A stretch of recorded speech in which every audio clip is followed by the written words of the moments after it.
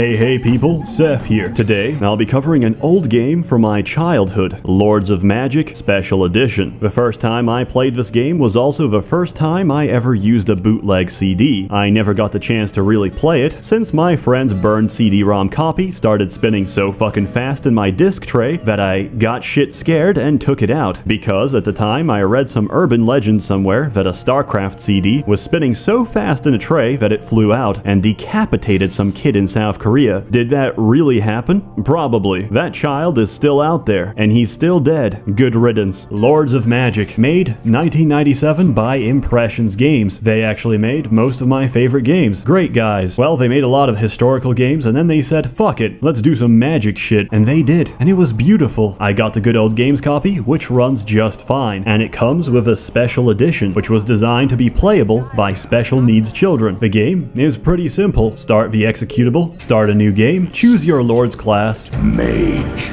warrior, thief, then pick your faith. The circle of life has no beginning or end. Choose your faith and write your own destiny, which can be any one of the 8 different elements, except death. Mom says it's my turn to play death. Fuck off, Josh. Go play with yourself. We both know you're adopted. You know, Josh, I miss Dad. I don't like Mom's new boyfriend. After you've picked your element, you get thrown into the game. Welcome to the magical land of Iraq.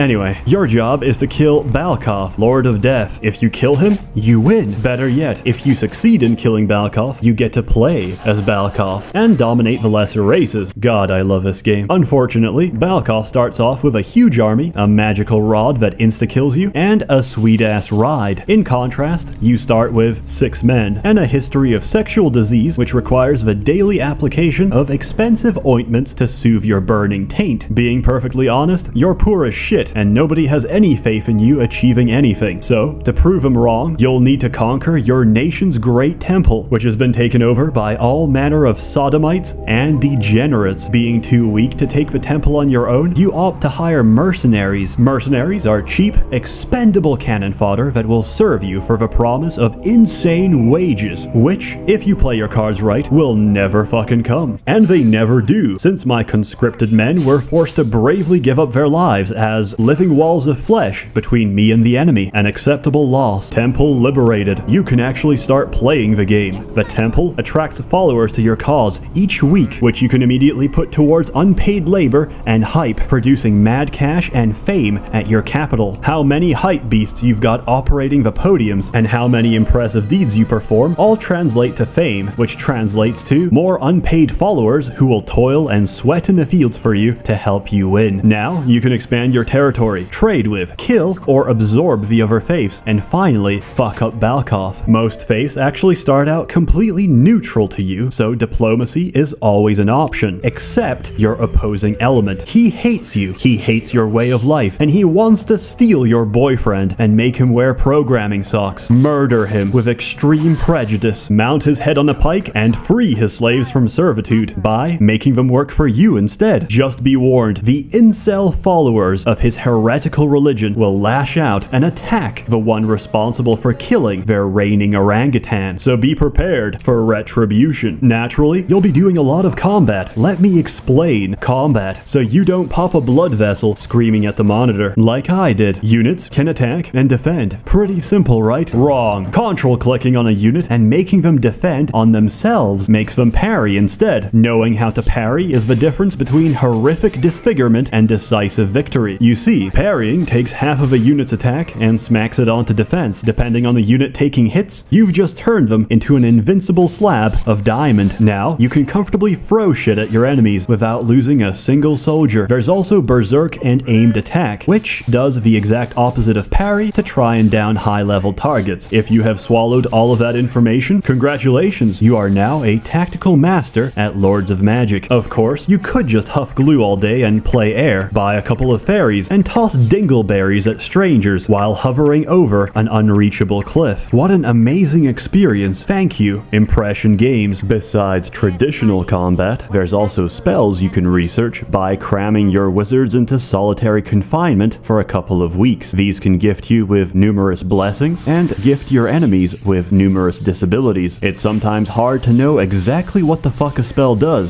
so I recommend trying them all. Some of my favorites include Polymorph Other, which permanently turns anything into a farm animal, and Polymorph Self, which permanently turns your spellcaster into a farm animal. There's also Thieving. Most of the time, thieving sucks shit. Want to speedrun the game? Start as a thief lord. Well, I hope you enjoyed your time in Urak. If your thief isn't some master of shadows who could steal the very melanin off a dwarf, you're gonna get caught and violated. However, thieves can also do the same to enemy champions. Instead of killing them, clobber them unconscious and incarcerate them as prisoners of war. Then, beat information out of them daily before sending them home. The faction will actually like you more after that. Also, very important, if you reclaim a temple for another faith, you absorb them, which means more fat stacks of cash and gullible followers for you to exploit. Also, if your main lord gets horribly disemboweled, it's not the end. The other lord can take their place as a convenient replacement. Over time, you can upgrade your nation's capital to hold more followers and construct higher level guilds. If you tech up your mage guild to level 3, you get access to that nation's legendary creatures. They're all insanely powerful, except water. Water sucks dick. The AI doesn't even have boats. In fact, one of those legendary creatures you can produce is unique. You're only allowed to create one per game, and one is all you need to actually end the game. So, let's discuss the main objective of this game, a topic I like to call dabbing on Balkov. Understandably, Balkov is overpowered as shit, and attacking him directly is a bad idea. So what do? We finna dab on him. Balkov is dumb as shit, so he has no idea what to do when you keep capping his resources with packs of shitty seagulls. He'll try and chase them to the shoreline and give up each time. He's not as dumb with his guilds, of course, so he leaves one guard to make sure nothing happens. Thus, I recommend sending a pack of giant eagles to kill the guard and set his guild on fire. How are giant eagles capable of arson? Maybe their little claws carry tiny little matchboxes with them. I don't know. It is a mystery. The eagles are so fast, they can torch the guild and fly back to the ocean in a single turn. Keep doing this repeatedly. Burn all of his guilds. Make him waste all of his time chasing fucking birds across the shoreline. He will, inevitably, burn through all of his finances repairing his guilds, which you will simply burn again, making the metaphor complete. Once he's completely economically broken, keep bullying him until you're ready to put him down. When the fatwa is given, send your most trusted warriors on a one-way holy jihad. Select all of them and left-click on Balkov, the kafir and usurper, the apostate whose arrogance dares place himself above the infinite love and wisdom of Allah. Then, go off and make yourself tea or something. It'll take a while. The results of your holy crusade will appear when you return, and unfortunately, it is unlikely that any of your men survived the attack on Shaitan himself. But who gives a shit? Balkov is dead. Enjoy. Celebrate your victory, then come back and play as the true Lord of Urak. There's also a Legends of Urak mode. You can play a couple of preset adventurers and do quests. If you click on the middle of the selection screen, you get to play a secret character, Siegfried.